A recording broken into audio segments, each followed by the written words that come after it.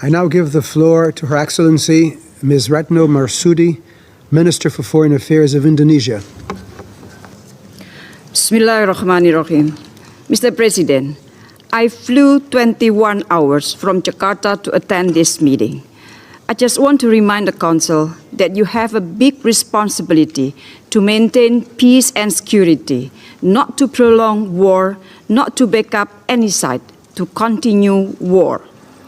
Indonesia condemned the continuing unprecedented aggression against civilians by Israel in Gaza. We are seeing a humanitarian catastrophe. Crimes against humanity are happening as we speak. Are we going to stand idle?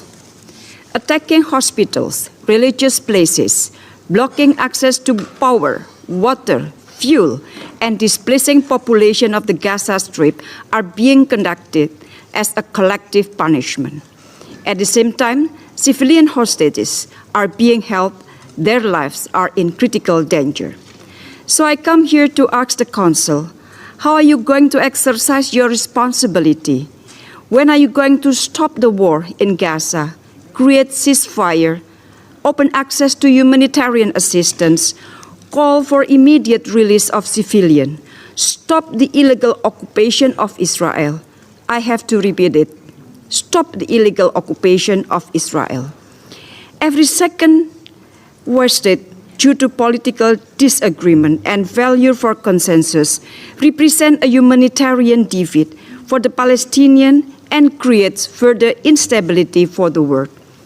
How many more lives should perish before this August Council make a move?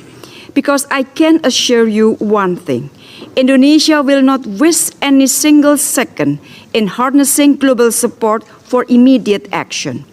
Through the OIC, ASEAN, the ASEAN GCC, and D8 meetings, Indonesia has pushed for a united voice to urge for the cessation of violence and focus on tackling the urgent humanitarian catastrophe.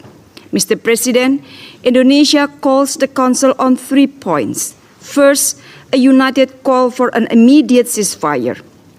Silence is harrowing against deafening sound and bullets and rockets.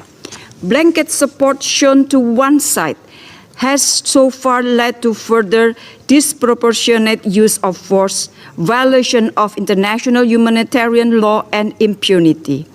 It is our collective obligation to end the cycle of violence before it escalates into a regional and global calamity. Second, prioritization of humanitarian access.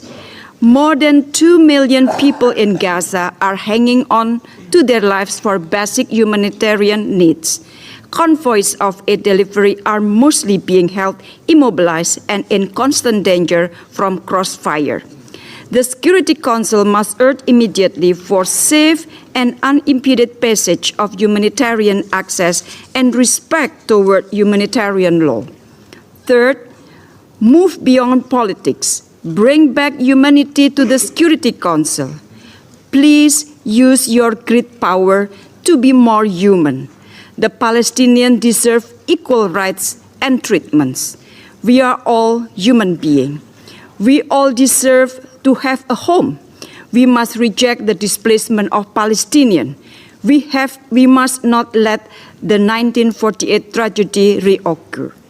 The Security Council holds great power, and with great power comes great responsibility to address the current situation in Gaza, to address the root cause and ensure a path to state solution. Indonesia stands with the people of Palestine. I thank you, Mr. President.